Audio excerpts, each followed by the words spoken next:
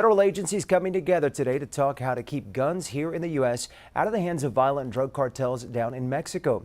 They were there to talk about their crackdown on illegal guns being smuggled across the border.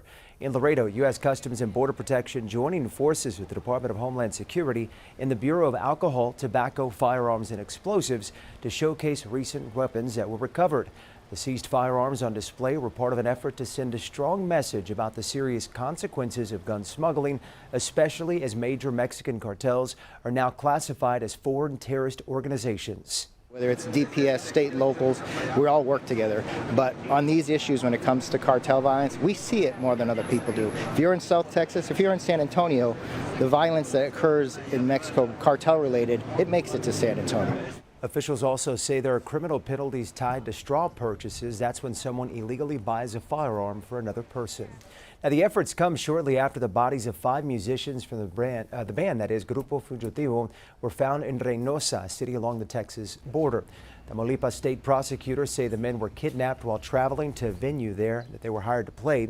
Prosecutors say 9 suspects believed to be a part of the cartel were arrested. Investigators still trying to figure out a motive for those Several murders. Federal agencies coming together today in South Texas to send a clear message about guns from the U.S. and how far too many times they're ending up in the hands of the cartels in Mexico.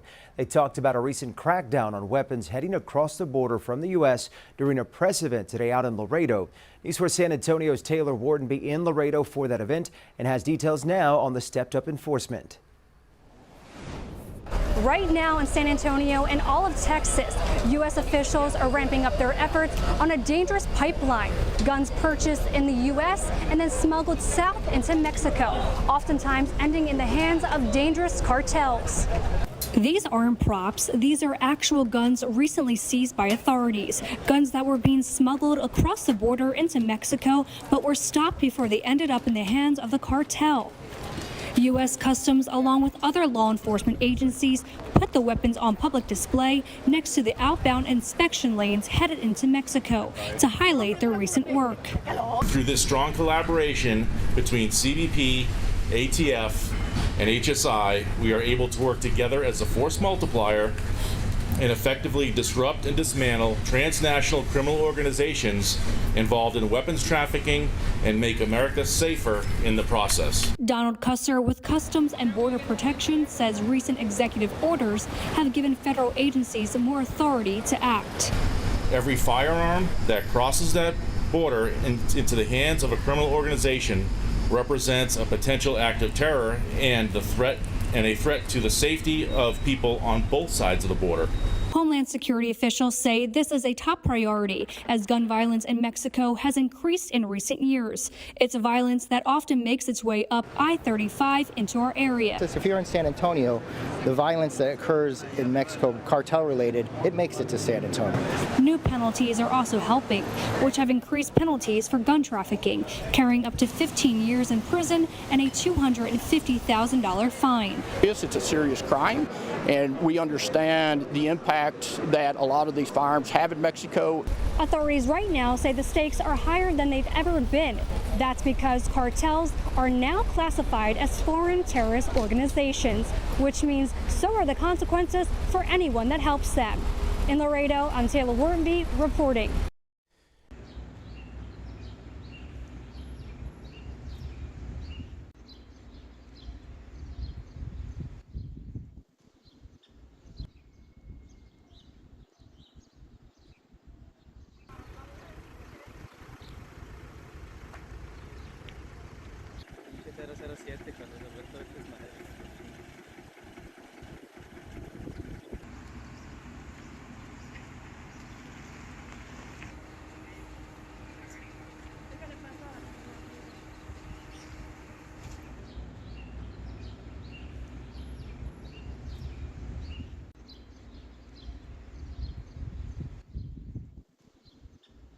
Surviving all the heat. I mean, it's good Laredo weather here. At least we have a breeze, so that's one saving grace.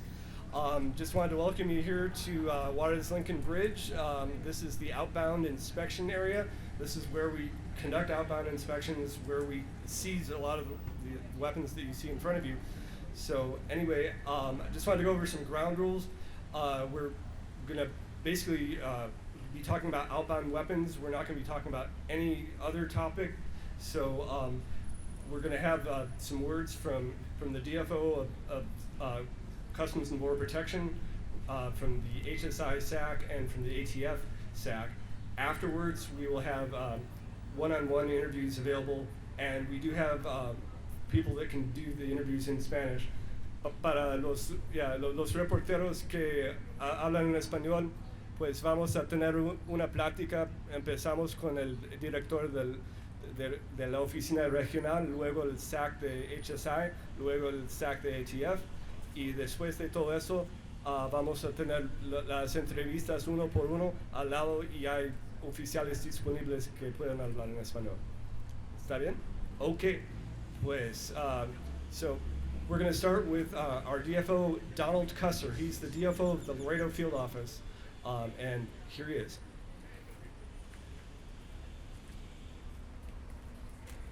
All right. Thank you, Rick.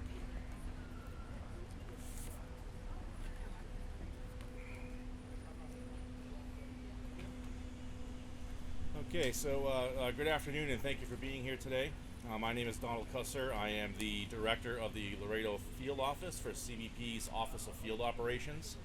The Laredo Field Office is the largest office in CBP, covering operations at 8 ports of entry that extend from Brownsville to Del Rio, Texas.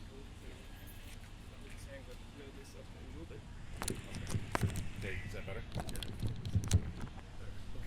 Our mission in CBP's Office of Field Operations is critical and multifaceted.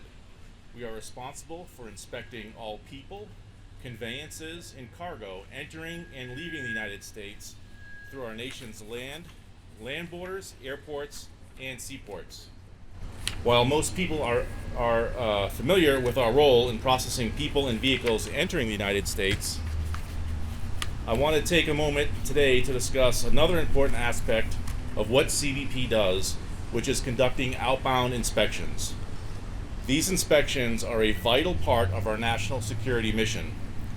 When we inspect vehicles and individuals leaving the United States, we are looking for illicit exports, specifically firearms, ammunition, and undeclared currency that are destined for criminal and terrorist organizations. A small sample of those interdictions are on display here today.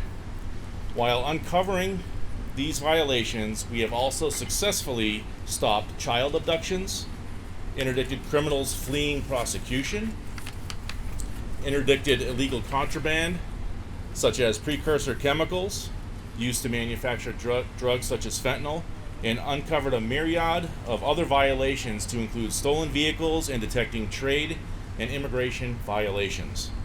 Our mission has never been more important. As you know, transnational criminal organizations, many of which now fall under the designation of foreign terrorist organizations under the President's executive orders, rely on a steady stream of firearms to maintain control, sow violence, and to stabilize regions across Mexico and beyond.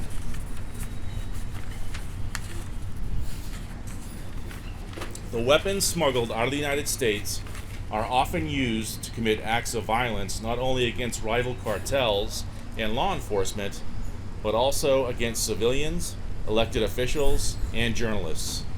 Weapons trafficking is not just a public safety issue, it is a national security threat. Every firearm that crosses that border into the hands of a criminal organization represents a potential act of terror and a threat to the safety of people on both sides of the border. CBP is fully committed to interrupting this deadly pipeline through advanced targeting, utilizing non-intrusive inspection technology, canine teams, and boots-on-the-ground vigilance. We are intercepting dangerous weapons before they leave our country, and we are not doing this work alone. Our partnership with ATF and Homeland Security investigations is integral to our success.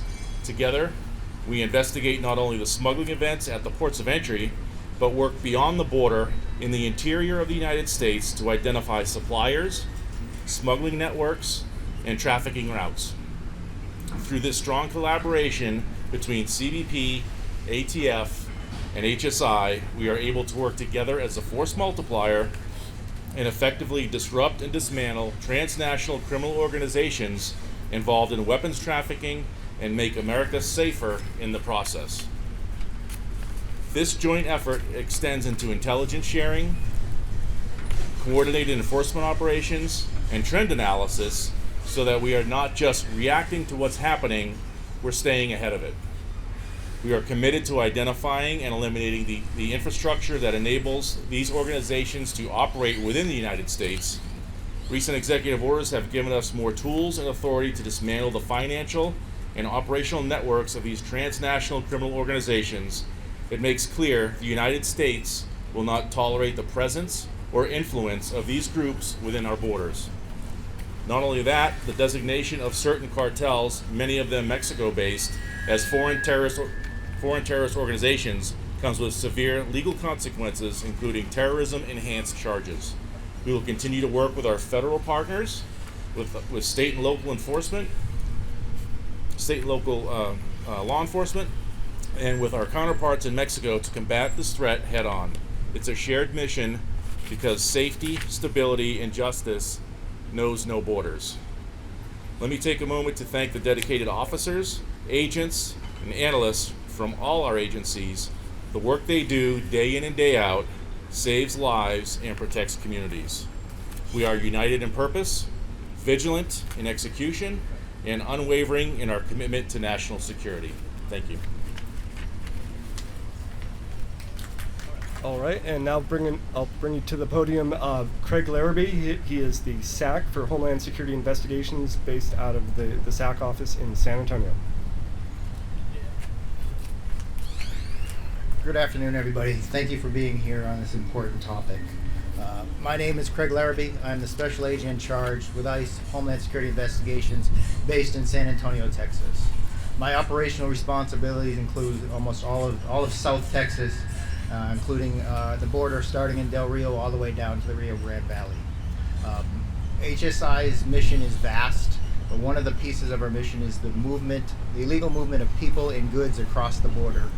So we investigate any of the organizations involved in illegal movement of people and goods. People coming in, narcotics coming in, firearms and money going out. So this is one of our major pieces of investigative priorities. The gun violence in Mexico, as everybody here knows, has steadily increased in recent years. Many of those incidents involve weapons that are smuggled from the United States.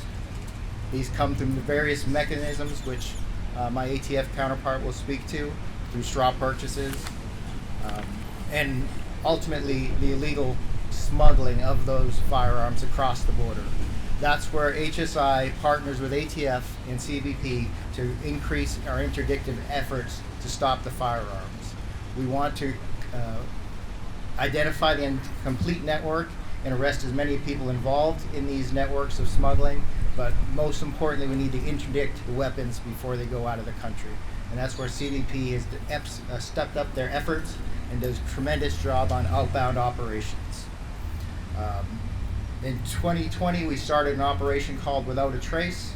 It's a joint effort from DHS and ATF to work collaboratively to share intelligence and to go after the organizations involved in the illegal smuggling of weapons. This has increased since the change in administrations, where we have dedicated additional resources to going after the cartels. Now that they're designated as foreign terrorist organizations, we can increase our efforts and increase the penalties for those involved. Because of this whole of government operation, we've seen an increase in our common mission picture and breakdown of silos in which information is shared readily and quickly. South Texas has always been a place where that happens regularly, but now it's happening across all of U.S. government. Although we represent different agencies, we share the same commitment to fighting the epidemic of gun violence that has shattered communities across our country and with our partners south. With that, thank you.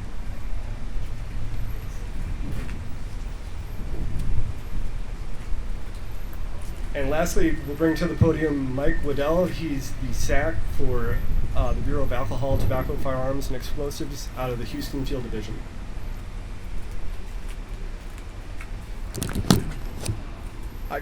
Good afternoon, everybody. Again, my name is Mike Waddell, and as stated, I'm the Special Agent Charged for the ATF for the Houston Field Division.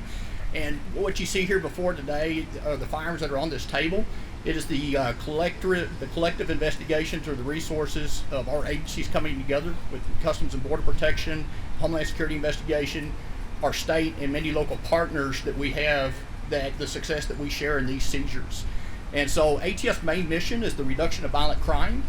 And so our way of doing that is to stop the flow of firearms that leave the United States and that are obtained for illegal means to be sent, in this case, we're referencing Mexico, where they are there to help, further these drug trafficking organizations, these terrorist organizations, as they continue that ongoing violence, as they look to expand their territory, and in turn to create those networks to send, not only the trafficking of people, but of illegal narcotics back into the United States. And so it's an ugly cycle of violence.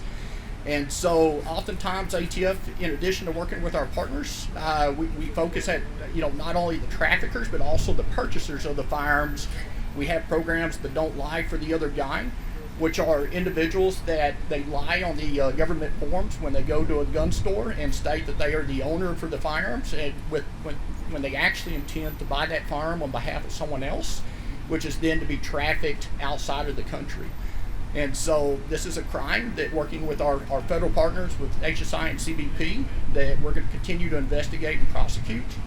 And so the thing that I would like to highlight is that the worst case story that we ever hear, the ones that end in tragedy, are the firearms that are recovered in Mexico.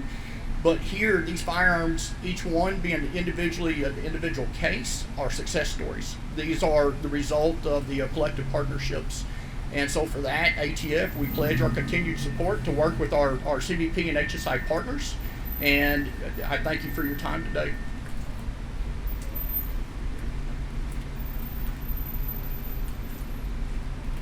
All right, so that concludes the formal remarks section of the event. We'll have just one-on-one interviews with the different officials from the different agencies. We also have officials that can do interviews in Spanish, so we can just go off to the side and do those one-on-one interviews. And we'll have public affairs officers from CBP, HSI, and ATF that will be able to guide you accordingly. Thanks.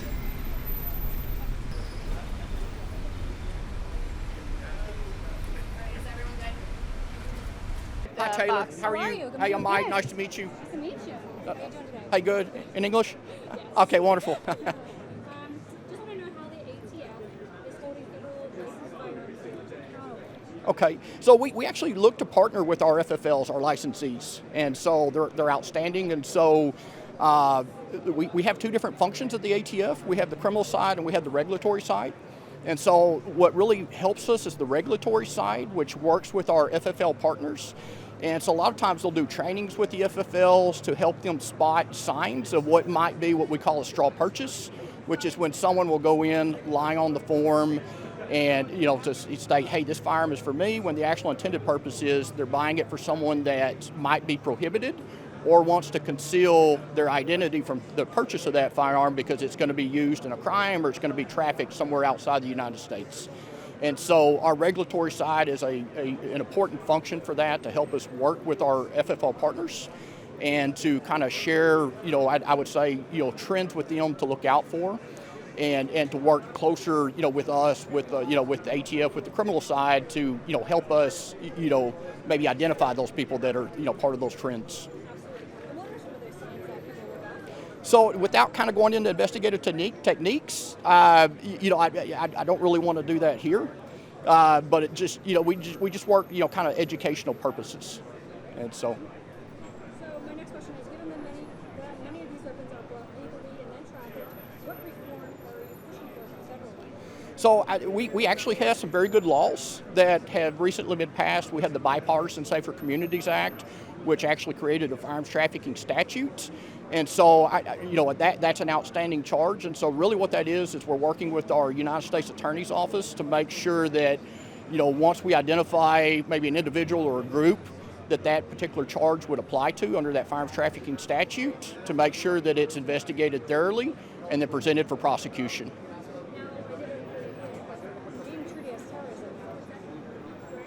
Yes, it is. So, since our drug cartels have been identified as foreign terrorist organizations, it opens some additional resources to ATF, as far as possible charges.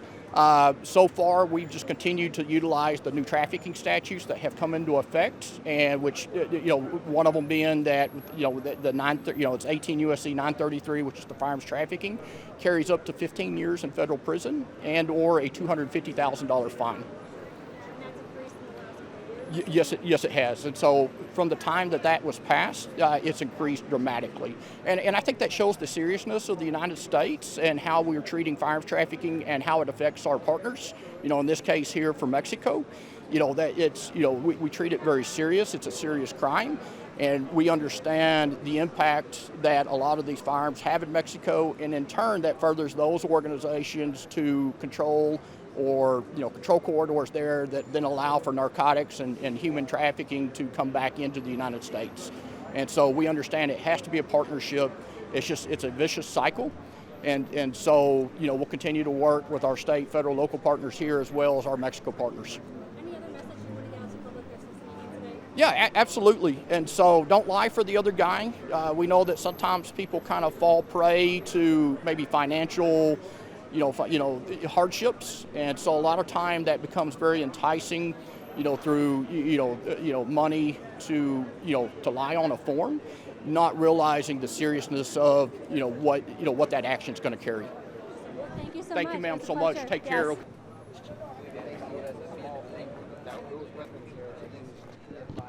Yes. Again, it's not just cartel versus cartel crime. Obviously, it's police, judges, the press, and just the general public, just owning areas and terrorizing areas of Mexico. Thank you. Thank you. Hi there. Hi, I'm how are you? Taylor. Nice Hi, to meet nice to meet you. Yeah. I'll get that mic real quick. Yep, surely.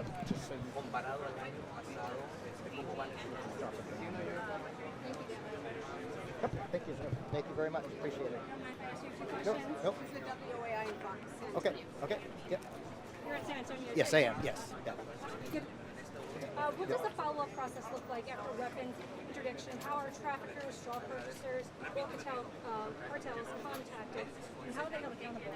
After the seizures occurred, it's just like a seizure of narcotics or any other thing. We're going to do everything we can. You're going to find, you do the interviews, you hit subpoenas, you do search warrants, you go to the next stage of whoever purchased that weapon. We're going to find those people that if they illegally transferred that weapon. So then you're going to use phone analysis.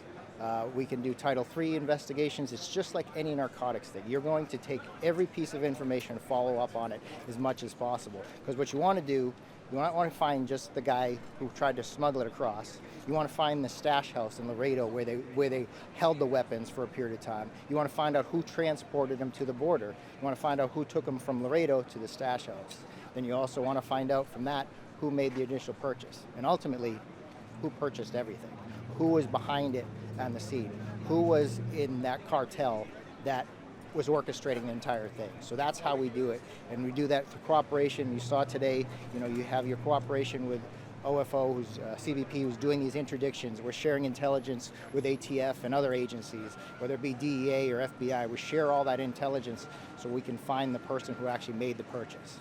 Now, if Yep. you are able to tell me how many Yep. firearms have we caught so far, maybe this year or the past couple months that you've got here? I don't have those specifics. CBP would have those specifics, but again, we're seeing still a steady flow. But I've never seen a group of law enforcement come together like it's done in the past since change in administration. We just all come together and we're sharing information. There's no this is my case, that case. It's very different aspects. So that's where I see that this is going to make a difference. And eventually, I'd like to see a lot less seizures because that means we're doing even a better job. So.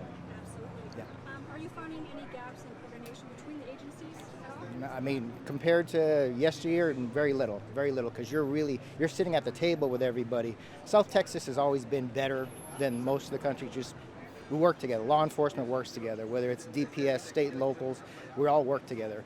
But on these issues, when it comes to cartel violence, we see it more than other people do. If you're in South Texas, if you're in San Antonio, the violence that occurs in Mexico, cartel related, it makes it to San Antonio. Some of the crime that you're seeing, the property crime, that's related to activities in Mexico. So we work together on all of those aspects. So I think there are less barriers here than any time in my career. I just want to know if there was any criminal charges against Americans knowingly supplying weapons to these cartels. Yes, well, there's a lot of different targets. I mean, they can be charged with just the general smuggling, just the fact that you provided so they know it's going to be smuggled. There's straw purchasing charges that the ATF can bring, and now we have material support charges. Now that the cartel is designated as a terrorist organization, now you're being held because you're supplying. There isn't more of a material support scenario than providing the weapons to the cartels. And how many cases in South Texas do you have any numbers if you do led to actual prosecutions or convictions in the last year? I can get those for you. But Yep. it definitely has increased, correct? Yeah, I mean, it just as it becomes a priority, you're going to see an increase. Is there anything that you'd like to get out to the public as we're airing this today? If you're airing this to people in San Antonio, it's only 2.5 hours. I know you drove down this morning, probably yourself. It's not that far. A lot of these weapons are being sourced in San Antonio. If you have a relative, friend, neighbor, or something, you think doing something that looks improper, that looks like they're taking weapons and providing it to people that shouldn't have it, then please let us know. Contact police. Contact us, yes. Great. Thank you so much. It was a Thank you. pleasure.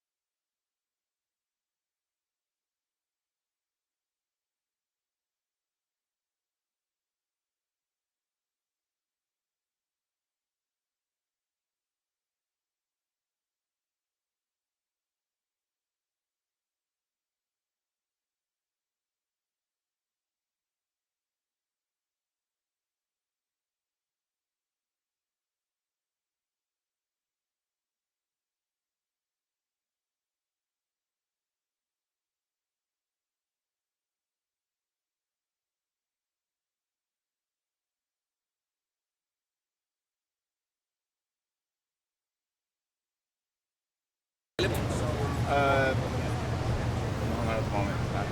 Met draaien. No se preocupe. Hace calor. Eddie, what's your canal?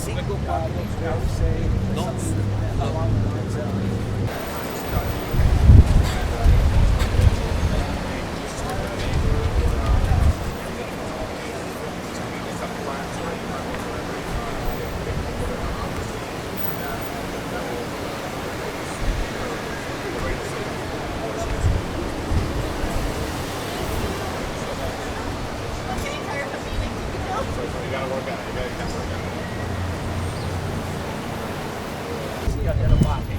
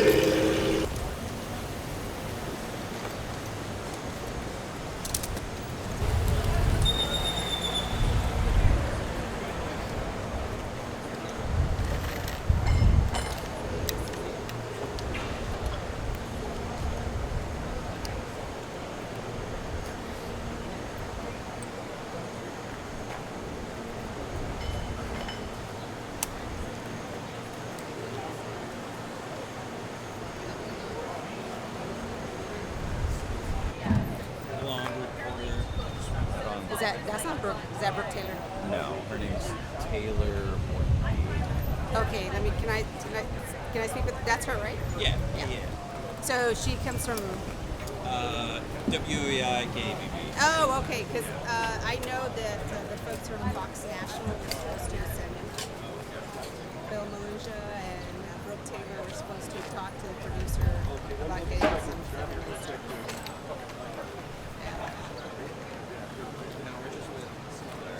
Oh, those are my peeps.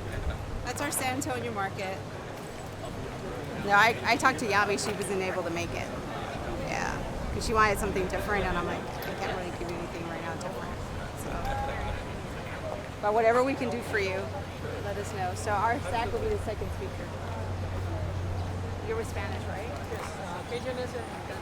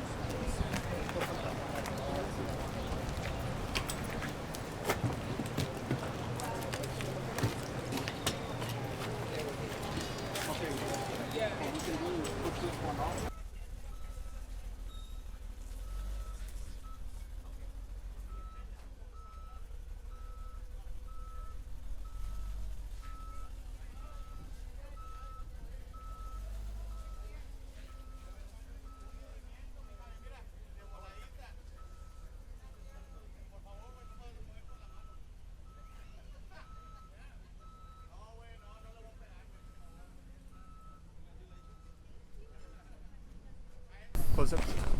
Okay, where's the? I think it's on. Test 1 2 1 2 1 2. No. Is it on? Test 1 2. Check 1 2. Good morning, ladies and gentlemen. As a courtesy, when you're going to take your pictures, please, you can take your pictures, but please do not touch some of the arms, as you know, we need to conserve the property, okay? Thank you very much. Appreciate it.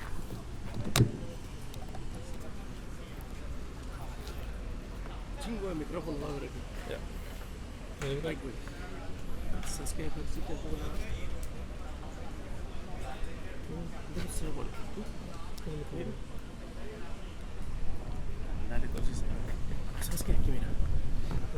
Es porque va a leer algo. Espérate, pero si es este le va a estar pegando aquí. Mira.